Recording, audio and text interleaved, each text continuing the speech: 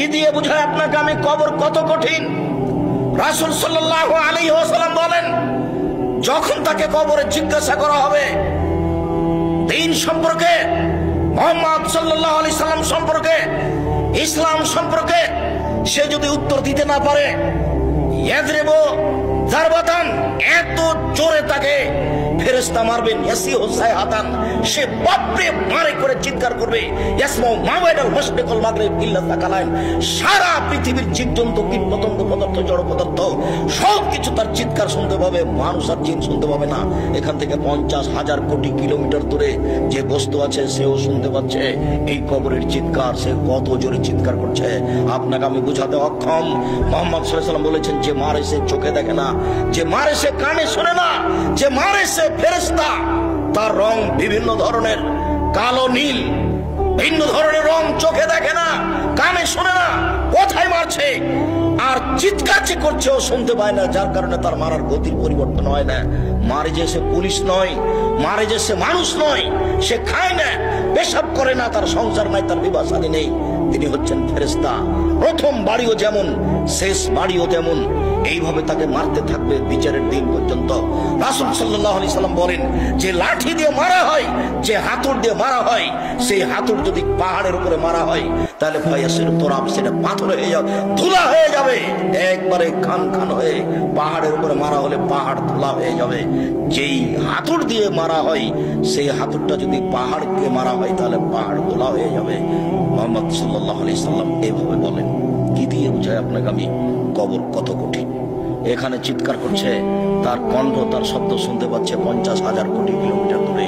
যে মানুষ, যে জীবজন্তু আছে, জিন আর মানুষ ব্যতীত যে পদার্থ, জড় পদার্থ আছে, সে শুনতে পাচ্ছে কবরের শাস্তি, শুনতে পাচ্ছে গিলাসটা, কবরের শাস্তি শুনতে পাচ্ছে বক্সটা, কবরের শাস্তি শুনতে পাচ্ছে বাল্বটা, কবরের শাস্তি শুনতে পাচ্ছে এই মাইক, সব কিছু শুনতে পাচ্ছে কবরের চিৎকার। কিন্তু মানুষ এবং জিন শুনতে পায় না, শুনতে পাইলে সে বাঁচত না। আপনাকে আমি বুঝাতে পারি কবর কি জিনিস। রাসূল সাল্লাল্লাহু আলাইহি সাল্লাম দিন রাত কবরের শাস্তি থেকে বাঁচতে চান। যখনই তিনি জানাজায় দাঁড়াতেন, তখন লোকটার জন্য কবরের শাস্তি থেকে আল্লাহর কাছে বাঁচতে চাইছেন, আল্লাহ তুমি তাকে কবরের শাস্তি থেকে বাঁচাও।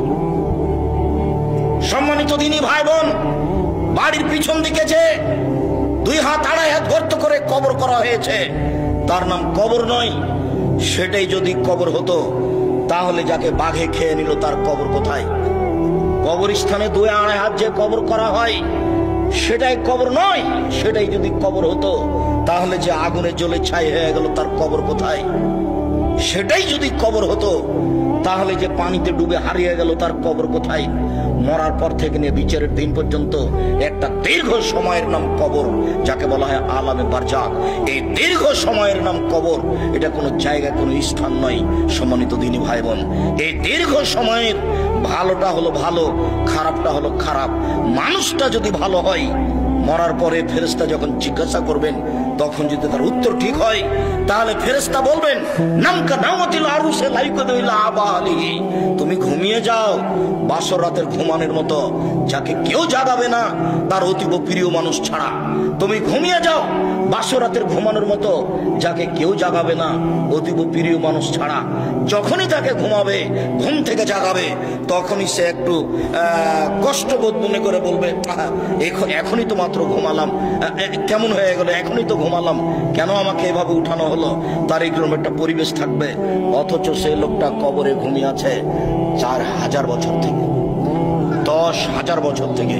তার মানে ভালো মানুষের কবরে থাকার সময়সীমা হলো বাসর রাতের সমান।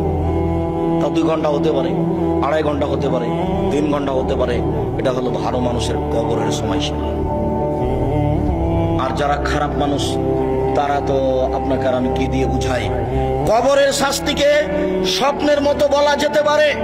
আপনি পাশে বসে আছেন, আপনার ভাই শুয়ে আছে, ঘুমিয়ে আছে, গোখরা সাপ তাকে দংশন করছে, সে বাপরে মারে করে চিৎকার করে পালিয়ে যাচ্ছে ঘুমের ঘরে।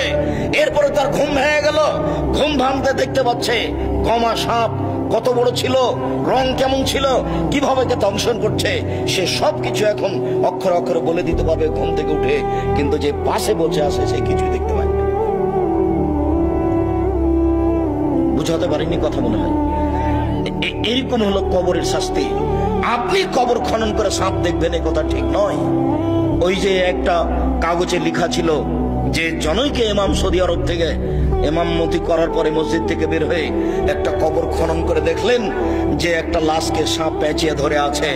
তারপরে বলে দিলেন যে এইটা ফটোকপি করে যে যত বিতরণ করতে পারবে সে তত ভালো। একেবারে নগদ মিথ্যা কথা। কবরের শাস্তি মানুষ দেখা তো বহুদূরের কথা, শুনতে সক্ষম নয়। কবরের শাস্তি দেখা তো বহুদূরের কথা, মানুষ শুনতে সক্ষম নয়।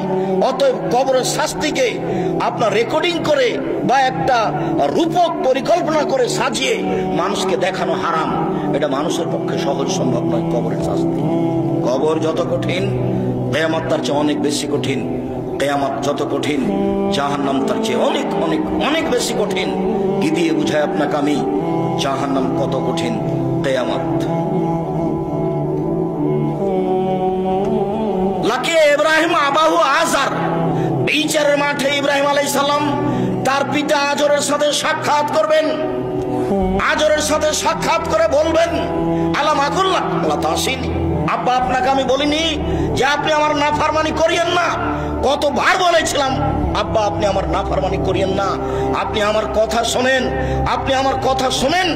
তখন তার পিতা আজর বিচারের মাঠে বলবে আলিয়ামুল আসিকা, বেটা আজকে তোমার নাফরমানি করব না, যা বলবে সেটা আমি মানব।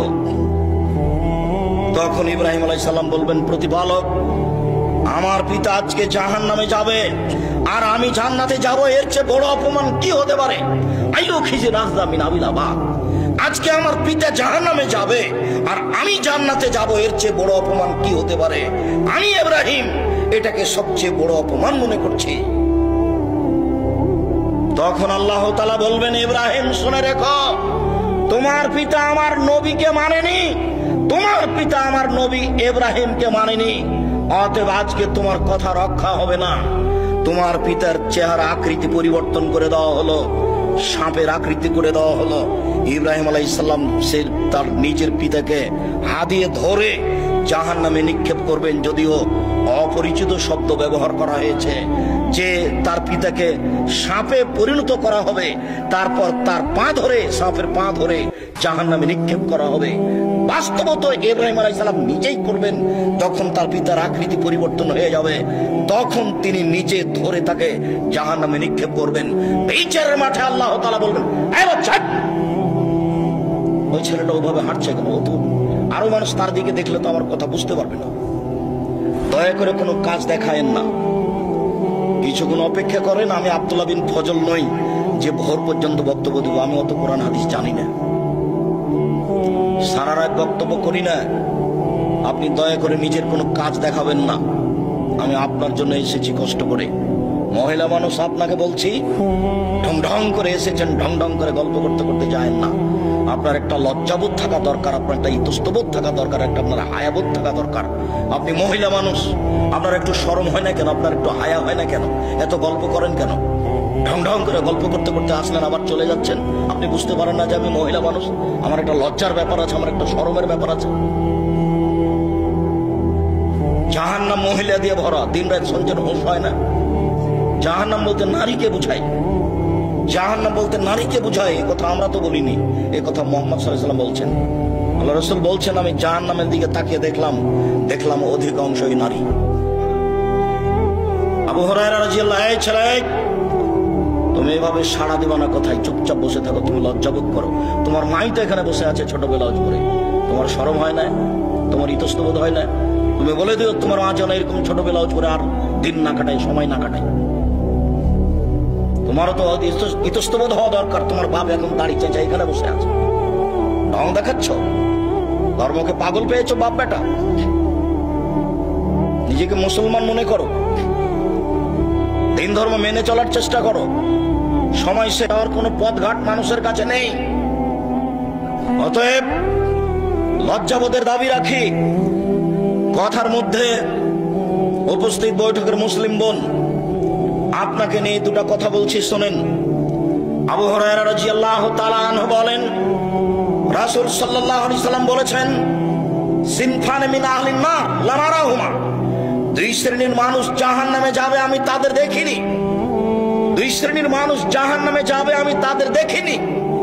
কওমুন মাহুম সায়াতুন, এক শ্রেণীর মানুষ তাদের হাতে থাকবে লাঠি, কাদনাবিল বাকার, গাভীর লেজের মতো, একদিক মোটা একদিক চিকন, তাদের হাতে লাঠি থাকবে। ইয়াদরিবু বিহান নাস, তা দিয়ে তারা মানুষকে মারবে। প্রশাসনের হাতে এরকম লাঠি থাকে। যারা কলেজ বিশ্ববিদ্যালয়ে পড়ে ধর্মের শিক্ষার নামে ঢং করে বেড়ায়, তাদের হাতে এরকম লাঠি থাকে। যারা দলীয় দাপট দেখায়, দাঙ্গাবাজি করে, ক্ষমতা দেখায়, জোর করে জমি দখল করে, জোর করে এলাকা দখল করে, মানুষের মান সম্মানের হানি করে, মানুষকে জোর করে অপমান করে জেল হাজতে দেয়, এদের হাতে এরকম লাঠি থাকে। এরা যেন মনে করে জাহান্নাম আমার জন্য অপেক্ষা করছে। জুলুম করে, দাঙ্গাবাজি করে, ক্ষমতা দেখিয়ে, তারপর দেখিয়ে বেশি দিন টিকা যায় না। ফেরাউন ডুবে গেছে, অতএব আপনার জন্য জাহান্নাম অপেক্ষা করছে, আপনি থামুন। আপনাকে আমি অনুরোধ করেছি, ক্ষমতা দেখিয়ে, দাঙ্গাবাজি দেখিয়ে, জুলুমবাজি করে, মানুষের প্রতি অন্যায় অবিচার করে, ক্ষমতা দেখিয়ে, মানুষকে জেল হাজতে দিয়ে, মানুষকে অপমান করে 1 মিনিট বাঁচার চেষ্টা করিয়েন না। নরম হয়ে থাকেন, খুব নরম হয়ে থাকেন। মাটির মানুষ, মাটির মতো হয়ে থাকেন, ফলাফল ভালো হবে।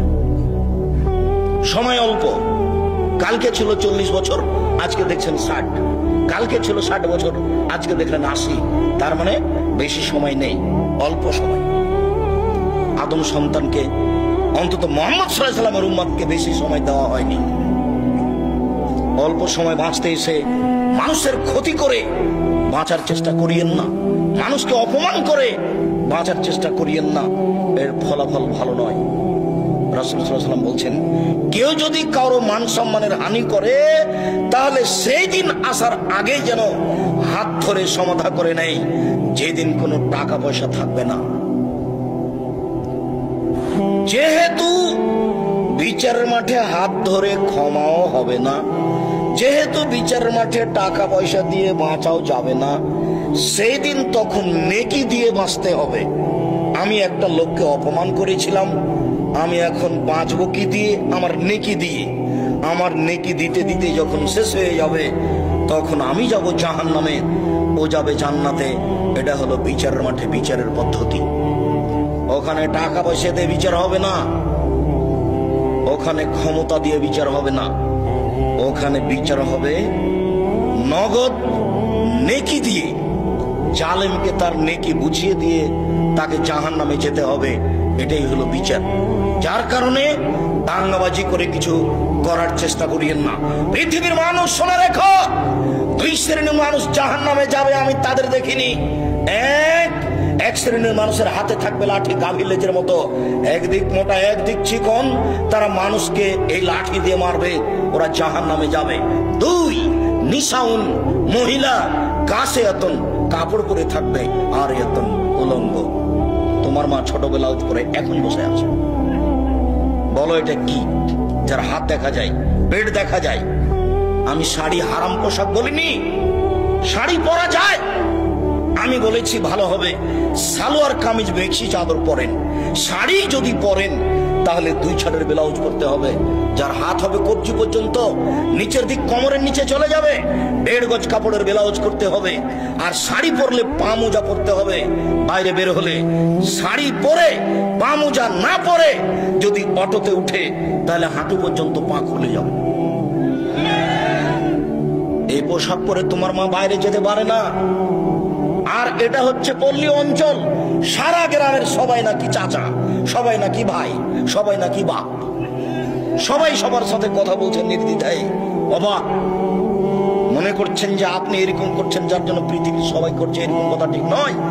আপনি বগুড়া জামিলে যান, 1 শ্রেণীর মানুষ আছে, 1 শ্রেণীর পরিবার আছে, ওদের পরিবারের, ওদের মহিলাদের কাপড় পুরুষ দেখে না। যদি পুরুষ দেখে নেয় তাহলে সেই কাপড় তারা আর পরবে না, তাকে আগুন দিয়ে জ্বালিয়ে দেবে। আপনার স্ত্রী, আপনার মেয়ে নগ্ন হয়ে চলছে, যার কারণে আপনি বলছেন পৃথিবীতে সবাই এরকম। ওদের সব সময় পোশাক পুরুষ দেখে না, ওরা বাড়ির বাইরে বের হলে শুধু বোরকা দেখতে পাবে, অন্য কিছু নয়। অথচ তারা বেঁচে আছে, আজও পৃথিবীতে বেঁচে আছে, তাদের দিন চলে।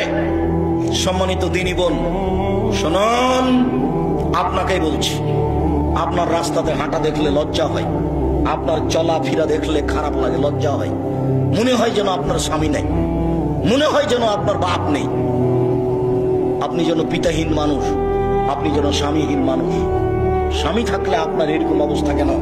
আত্মমর্যাদা থাকবে স্বামী থাকলে। আপনার একটা আত্মমর্যাদা আছে, স্বামীর একটা আত্মমর্যাদা আছে। স্বামীর আত্মমর্যাদা খেয়াল করলে তো আপনি এমনটা করতে পারেন না। স্বামীর একটা আত্মমর্যাদা খেয়াল করা দরকার।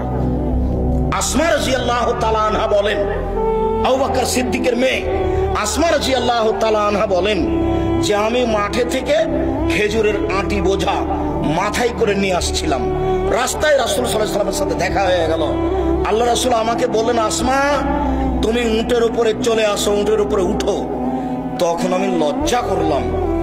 আমার স্বামী জুবাইরের আত্মমর্যাদাকে আমি খেয়াল করলাম, না না না না না, আমি যদি রাসূলের উটের পিছনে উঠি তাহলে জুবাইর এটা খারাপ মনে করবে। জুবাইরের একটা আত্মমর্যাদা আছে, তার একটা দাম আছে। আমি এই হিসাব করে আর রাসূলের উটের পিছন দিকে উঠলাম না। আমি বাড়িতে এসে বললাম, জুবাইর শোনেন, আমার স্বামীকে বললাম এই ঘটনা, আপনার আত্মমর্যাদাকে হিসাব করে মহিলা মানুষ মাঠে থেকে বোঝা মাথায় করে নিয়ে চলে আসো, এটা আমাকে খারাপ লাগে। হাদিস বুখারী মুসলিম, তার নাম আত্মমর্যাদা। এই ছেলে, তোমার বাপের একটা আত্মমর্যাদা থাকলে তোমার মা এভাবে বসে থাকতে পারে? তোমার বাপ একটা কাপুরুষ, তোমার বাপ একটা কাপুরুষ, তোমার বাপ একটা কাপুরুষ। মনে কিছু নিও না। তোমার বাপের ব্যক্তিত্ব থাকলে, তোমার বাপের মর্যাদা থাকলে, তোমার বাপের আত্মমর্যাদা থাকলে তোমার মা এভাবে চলতে পারতো না। এটা অসম্ভব হতে পারে না। তোমার বাপ নিজেকে পশু প্রাণীর মতো মনে করে। বুঝে না ওরা অন্তর আছে, বুঝে না। দেখে না ওরা চক্ষু আছে, দেখে না। শোনে না ওরা কান আছে, শোনে না। উলাইকা কাল আনাম, তারা পশু প্রাণীর মতো, তারা গরু ছাগলের মতো, তারা কুকুর সিরগালের মতো, বালহুমাদাল, বরং তার চেয়ে খারাপ। তোমার পিতা পশু প্রাণীর মতো নিজেকে মনে করে। ব্যক্তিত্ব থাকলে এইভাবে স্ত্রী ঘটতে পারে? যেভাবে চোখ ঘুরে বউ সেভাবে ঘুরে, চোখ যেভাবে ঘুরে বউ সেভাবে চলে। তার নাম ক্ষমতা, তার নাম ব্যক্তিত্ব, তার নাম আত্মমর্যাদা। রাসূল সাল্লাল্লাহু আলাইহি সাল্লাম বলেন, নিসাউন, মহিলা কাশিয়াতুন, কাপড় পরে থাকে, আর এতুন, উলঙ্গ। তোমার মার পোশাককে আল্লাহ নবী উলঙ্গ বলেছেন, আর তোমার বোনের পোশাককে আল্লাহ রাসূল উলঙ্গ বলেছেন। এই ছেলে, এই হাদিসের বিকল্প কি তরজমা হতে পারে তুমি বিবেচনা করো। আমি এই কথা বলিনি, এই কথা মুহাম্মদ সাল্লাল্লাহু আলাইহি সাল্লাম বলেছেন। নিজেকে পশু প্রাণী মনে করো না, নিজেকে গরু ছাগল মনে করো না, নিজেকে মানুষ মনে করিও। পশু প্রাণীর বিচার হবে না, গরু ছাগলের বিচার হবে না, কুকুর শ্রীগালের বিচার হবে না। বিচার মানুষের হবে, বিচার জিনের হবে। এরাই বুঝে, এদের বোধ শক্তি আছে, এদের বোধোদয় আছে, এদের বোধগম্য আছে, এদের হিতাহিত জ্ঞান আছে। এরাই ভালো হতে পারে। যেহেতু ভালো হচ্ছে না, কাজে এরা পশু প্রাণীর মতো, এরা গরু ছাগলের মতো, এরা কুকুর শ্রীগালের মতো। তবে আল্লাহ তাদেরকে কুকুর শ্রীগাল বলেননি। পরিবর্তন হতে পারে। আজকেই পরিবর্তন হতে হবে তোমাকে, আজকেই পরিবর্তন হতে হবে তোমার মাকে, আজকেই পরিবর্তন হতে হবে তোমার বোনকে। সিদ্ধান্ত পরিবর্তন করুন আপনি, আমার দিনী বোন। রাসূল সাল্লাল্লাহু আলাইহি সাল্লাম বলেন, মাইলাতুন, এরা পুরুষকে নিজের দিকে আকৃষ্ট করে। মুমিলাতুন, তারা পুরুষকে নিজের দিকে আকৃষ্ট করে। মাইলাতুন, এরা নিজেরা আকৃষ্ট হয় পুরুষের দিকে। এরা বাড়িতে যখন থাকে তখন ভালোই থাকে, যখন বাড়ি থেকে বের হয় রাস্তায় চলে তখন কেন জানি কেমন কেমন করে, আনছান আনছান করে। একবার ডান দিকে যায়, একবার বাম দিকে যায়, একবার হাত নাড়ে, একবার চুল নাড়ে, কেন জানি কেমন কেমন করে। তার মানে এরা পুরুষের দিকে আকৃষ্ট হয়েছে। লায়াত খোলা জান্নাহ, এরা জান্নাতে যাবে না। জান্নাতে তো যাবে না, যাবে না। ওয়ালা ইয়াজিদনা রিহাহা, এরা জান্নাতের গন্ধ পাবে না। ফাইনা রিহাহা লা তুজাদু মিন মাসরাতি কাদা ওয়া কাদা, যে জান্নাতের গন্ধ 1 বছরের দূরত্ব পথ থেকে পাওয়া যায়, এটা জান্নাত। এখানে একটা দ্রুতগামী ঘোড়া দৌড়াতে আরম্ভ করে 1 বছর দৌড়াই, এই যত পথ যাবে ওই পথের মাথায় কেউ যদি দাঁড়ায় তাহলে জান্নাতের গন্ধ পাবে। এই মহিলারা জান্নাতের গন্ধ পাবে না। সম্মানিত দিনী বোন, আপনাকে আমরা আর একটা কথা বলে আমাদের আলোচনার দিকে এগিয়ে যাচ্ছি।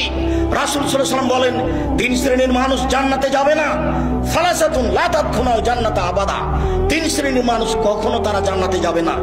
1, মদমিনুল খামর, যারা নিয়মিত বিড়ি, তামাক, জর্দা, সিগারেট, গুল, নেশাদার দ্রব্য খায়, পান করে, তারা জান্নাতে যাবে না। এমন ভাবে আজ থেকে আপনি বিড়ি সিগারেট ছেড়ে দিবেন, দোকানদার যেন একেবারে যা কিনেছিল সেটা যেন মালিককে ফেরত দিয়ে আসে, ফেলে দেয়, আগুন দিয়ে জ্বালিয়ে দেয়।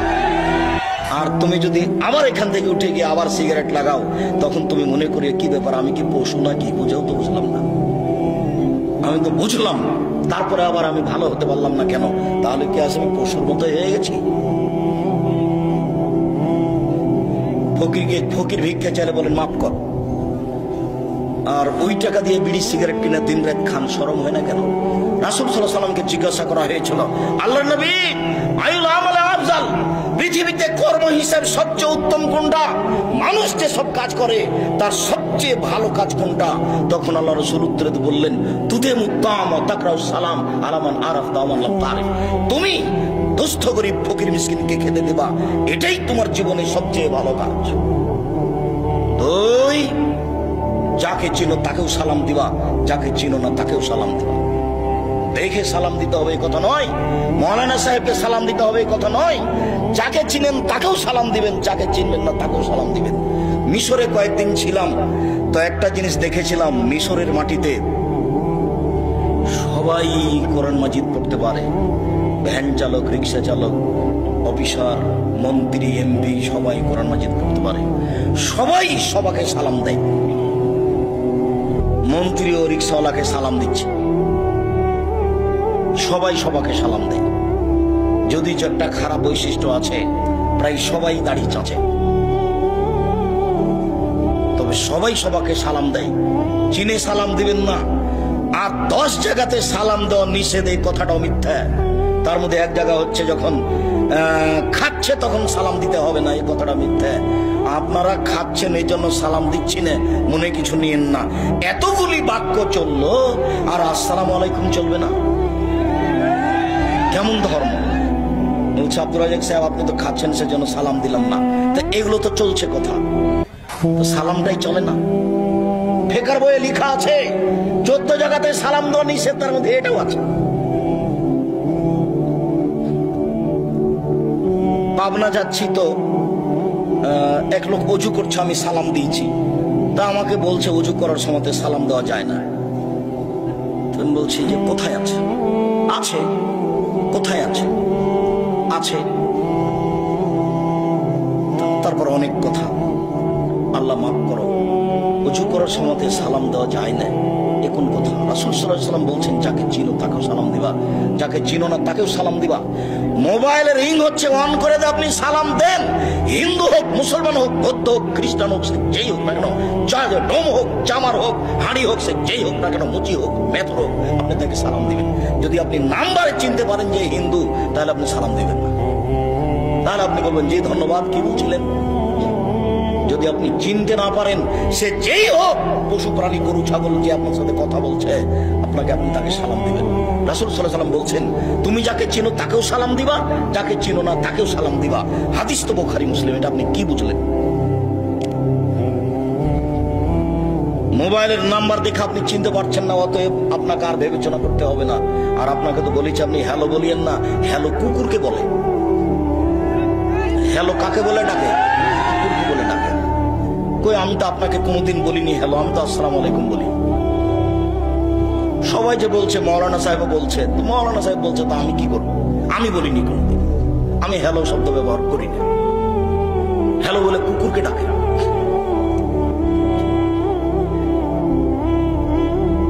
আপনি যদি অন করেন তাহলে এটা দিয়ে করবেন। বলছিলাম সম্মানিত দিনী ভাই বোন, সবচেয়ে উত্তম ভালো কাজ রাসূল সাল্লাল্লাহু আলাইহি ওয়াসাল্লাম বললেন ফকির মিসকিনকে খেতে দেওয়া। বিড়ি সিগারেট খেয়ে টাকাটা নষ্ট করলেন, আর ফকিরকে 10টা টাকা দেওয়ার জন্য আপনি ভারী মনে করলেন, বললেন যে মাফ করো, তা করবেন কেন? আমি তো জানি না আপনি জামিয়া সালাফিয়াতে টাকা পয়সা পাঠান কিনা। যদি আমি বলেছি যে আপনার টাকা ছাড়াও জামিয়া সালাফে গড়বে, কিন্তু আপনি তো নেয়ামতপুর থানার মানুষ, আপনি আমার কাছের মানুষ, আপনি আমার দিনী ভাই, আপনি আপনার দিনী বোন। আমি জানি না আপনার টাকা পয়সা জামিয়া সালাফিয়াতে খরচ হয় কিনা। মাসে 26 লক্ষ বেতন লাগে, তা আপনার কয়টা টাকা আছে এখানে? আমি বলেছি আপনার টাকা না হলে জামিয়া সালাফে গড়বে ইনশাআল্লাহ। তবে আমি কথা বলেছি যে আপনার টাকা ছাড়া হয়ে যাক, এটা আমি চাইনি। পতিতালয়ের মহিলা যদি কুকুরকে পানি পান করে জান্নাত পেতে পারে, পতিতালয়ের মহিলা যদি কুকুরকে পানি পান করে জান্নাত পেতে পারে, তাহলে জামিয়া সালাফে 10টা টাকা দান করে জান্নাত হবে ইনশাআল্লাহ। আপনাকে আমি জামিয়া সালাফের মুখপত্র পত্রিকা মাসিক আল ইতিসাম পত্রিকা পড়তে বলেছি। 10 জন মুফতি আছে, একাধিক জন লোক আছে, কর্মচারী আছে, লক্ষ লক্ষ টাকা তার পিছনে খরচ হয়, আর আপনি 20, 25, 30 টাকা খরচ করেন না। কৃপণতা আমাকে দেখিয়ে আপনি মনে করিয়েন না যে আব্দুল রাজ্জাক সাহেবকে ঠগিয়ে দিয়েছে, এটা আপনি মনে করিয়েন না। আমি জীবন বাজি রেখে প্রাণপণে চেষ্টা চালিয়ে যাচ্ছি সঠিক ধর্ম জাতির সামনে পেশ করা, মুখে কলমে মিডিয়ায়। আপনি মূল্যায়ন না করলে আমার কিছু করার নেই। আপনাকে আমি বলেছি কোরআন মাজিদের গায়ে ভাবে লেখা আছে। আপনাকে আমি বলেছি বইয়ের নাম মুকসিদুল মুমিনিন, তার একটা হেডলাইন আছে যে অবিবাহিত ছেলে মেয়ের পড়া নিষেধ, যে দেখে সে পড়ে, যে দেখে সেই পড়ে। তার মানে হেডলাইনটাই মিথ্যে, হেডলাইনই ঠিক হয়নি। এই ছেলে, এই বই পরিবর্তন করতে হবে, লেখকের জন্য ক্ষমা চাইতে হবে। শোনো, এই হেডলাইনের পরে লেখা আছে যা আল্লাহর হস্তে একটাও সত্য কথা নয়, আর সব সরাসরি কোরআন মাজিদের বিরোধী।